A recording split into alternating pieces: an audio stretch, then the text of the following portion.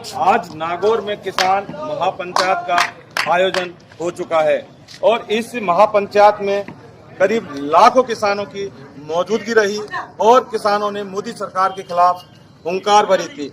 तो इस किसान महासभा में आज राकेश टिकैत, राजाराम मील, अमराराम और चंद्रशेखर रावण आजाद सहित कई बहुत फहरिस्त यहाँ पर मौजूद रही थी और उन्होंने मोदी सरकार के काले कानूनों को लेकर अपने अपने विचार व्यक्त कर राजस्थान में आंदोलन की एक अलग जगाने की बखूबी प्रयास किया था। तो ये जो आयोजन हुआ था, इस आयोजन के जो आयोजक करता हैं मेहराम जी, वो हमारे साथ हैं और हम यहाँ पे खड़े हैं नाथुराम मृदा हॉस्टल में। तो जानते हैं मेहराम जी से कि इस आयोजन के पीछे इनका क्या मकसद था, कब से ये तैयारी कर रहे थे और क्या इनकी रूपरेखा होगी। तो हमारे साथ हैं मेहराम जी। मेहराम जी, इन्वेस्टिगेशन मीडिया में आपका स्वागत है। धन्यवाद। तो ये जो आज आपने जो ये आयोजन करवाया था, इसकी तैयारी कब से चल रही थी? करीब 15 दिन पहले से हमने तैयारी शुरू की है और ये बॉर्डर पर जो भी हुआ, सरकार ने जो भी स्टेप उठाए, एंटी किसान उठाए, ट्रैक्टर रैली में दिल्ली में लाल किले पर करने वाले कोई थे, बदनाम किसानों को किया। बॉर्डर पर जो किसान आए उनको कभी खालिस्तानी, तो कभी आतंकवादी, तो कभी कुछ उपमाएं दी। कुछ पार्टी विशेष के लोग जाकर के वहाँ टेंटों को तोड़ने लगे। तो हमारे दिमाग में आया कि भाई अब अपन को भी कुछ न कुछ करना चाहिए और हमने उनसे टाइम मांगा। तो उन्होंने 3 मार्च का टाइम दिया और हमने 15 दिन तक गाँव में। तो ये जो आयोजन करवाया था महासभा का, तो इसका आदेश उन लोगों ने दिया था जो किसान नेता हैं कि आप आयोजन करवाओ, या फिर आपने उनको दिया था प्रस्ताव कि हम आयोजन करवाना चाहते हैं? महासभा नहीं है, महासभा नहीं है, किसान महापंचायत है। किसान महापंचायत में हमारे मन में ये आया जब उनके प्रति दुर्व्यवहार हो रहा था, जब नेट बंद हो रही थी, जब पानी बंद हो रहा था, बिजली बंद हो रही थी, तो हमारी भावनाएं जागी कि इतनी सरकार निष्क्रिय हो गई है और इस तरह से मानती नहीं है, तो अपन भी उनको बुलाएं और सरकार को अपने माथे गिनाएं कि हम भी इनके टीके साहब के साथ हैं। कितने लोगों को इकट्ठा करने का आपका प्लान था और आज की जो महापंचायत है इसमें कितने लोगों को इकट्ठा आप कर पाने में सफल रहे? 1 लाख का सोचा था, 1 लाख हो गए। हाँ, हम 100% हमारे मुद्दे पर सही रहे और जीता। हमने बड़ा टेंट लगाया, फुल भर गया और इधर कम से कम 40-50 फुट पूरी लाइन में बिना टेंट के ही लोग खड़े थे और हमने खूब कोऑपरेट किया। हमने किसी तरह की कोई गाँव से आने की व्यवस्था नहीं की।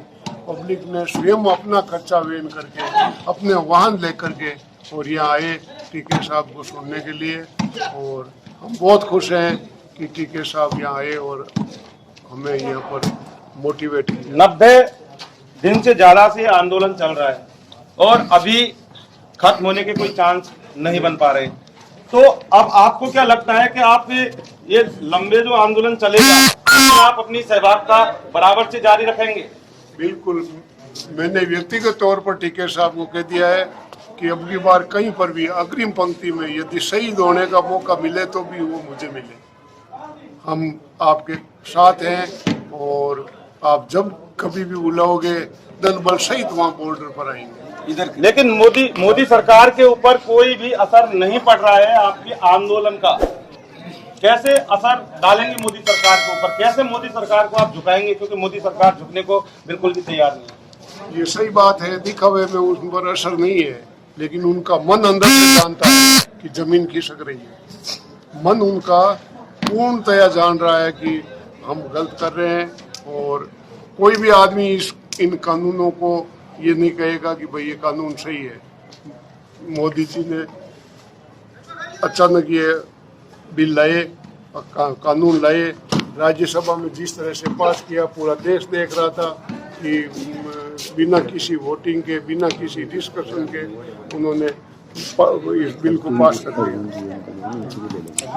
आपको मोदी सरकार की तरफ से खालिस्तानी कहा गया, पाकिस्तानी कहा गया, आतंकवादी कहा गया, और पता नहीं क्या क्या नामों से संबोधित किया गया।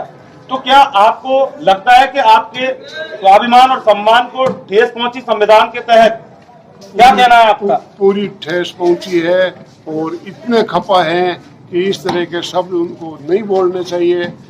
जिन लोगों ने उनको चुना, उनको सत्ता पर काबिज किया, उन लोगों के प्रति आज कोई भी कहीं पर भी बात है तो पार्टी विशेष के लोग कह देते हैं ये खालिस्तानी है, ये पाकिस्तानी है, आप तो वहाँ पाकिस्तान चले जाओ, वहाँ चले जाओ। मुझे मोदी जी एक ही बात बता दे कि इस मुद्दे पे मैं खरा उतरा हूँ, बेरोजगारी के मुद्दे पे, काले धन के मुद्दे पे, नोटबंदी के मुद्दे पे, जो ये भक्के गए हैं यहाँ से पैसे लेकर के, उनके मुद्दे पर एक ही मुद्दा मोदी जी बता दे कि इसमें मैं कामयाब रहा, मैं मान जाऊंगा।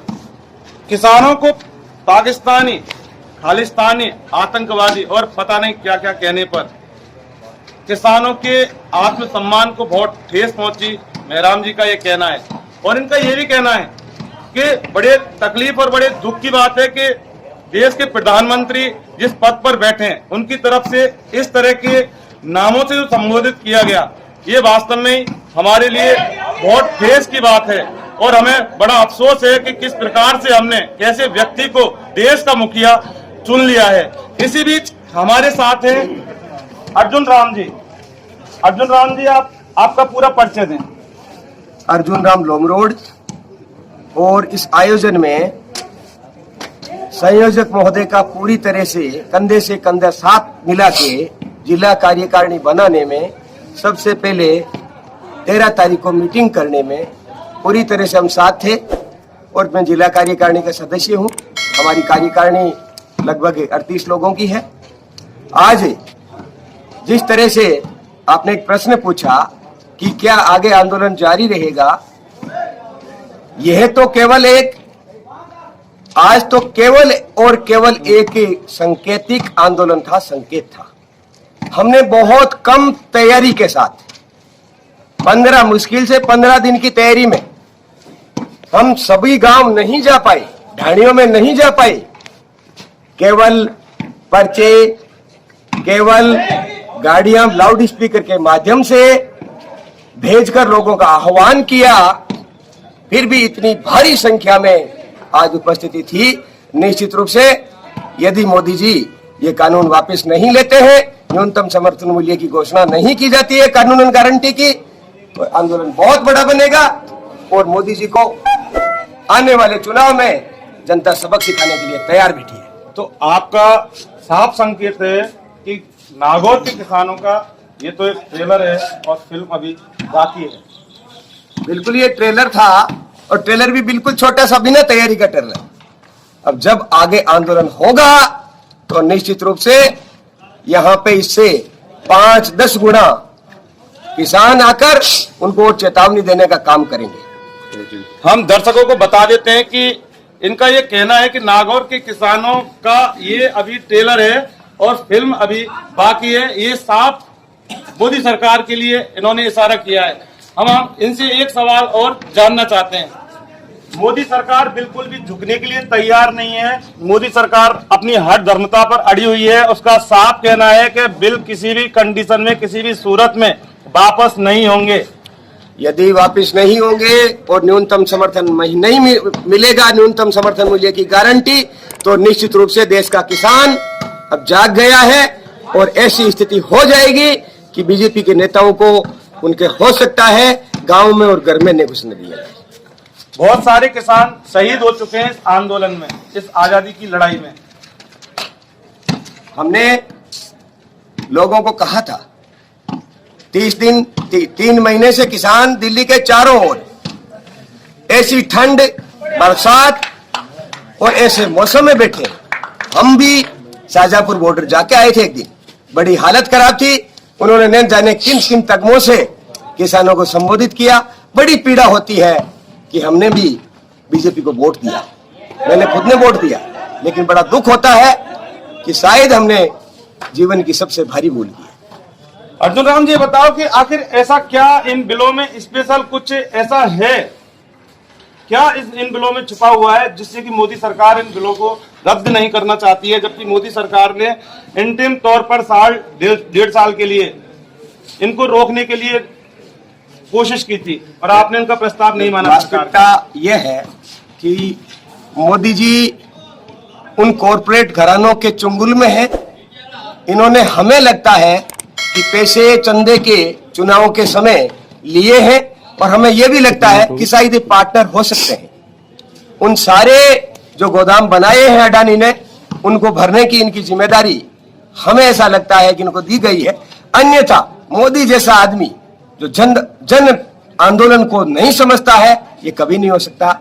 वो बिल्कुल समझदार है, जानकार है, लेकिन वो फंसे हुए हैं इन कॉरपोरेट घरानों के चक्कर में। और ऐसी स्थिति में उनका प्रधानमंत्री पद पे रहना 2024 में हमें नहीं लगता जनता उनको वोट देगी। 2024 में जनता उनको वोट देगी या नहीं देगी, ये तो 2024 में जनता तय करेगी। लेकिन फिलहाल अर्जुन राम जी का ये कहना है कि हमें तो नहीं लगता कि जनता 2024 में मोदी सरकार को इस लायक समझेगी कि उनको दोबारा से देश का प्रधान मुखिया बनाया जाए। और दूसरी तरफ इनका साफ चैलेंज है या चेतावनी कह सकते हैं, इनकी खुलेआम चेतावनी है कि मोदी सरकार जब तक इन 3 कृषि कानून बिलों को पूरी तरह से रद्द नहीं करेगी, इनका आंदोलन जारी रहेगा। किसी भी सूरत में इनका भी आंदोलन खत्म नहीं होगा।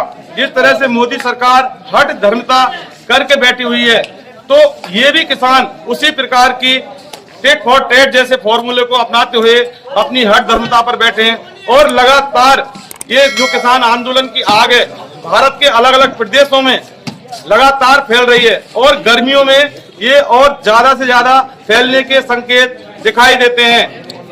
नागौर से सहयोगी पवन टेलर के साथ मैं जितेंद्र शर्मा, इन्वेस्टिगेशन मीडिया।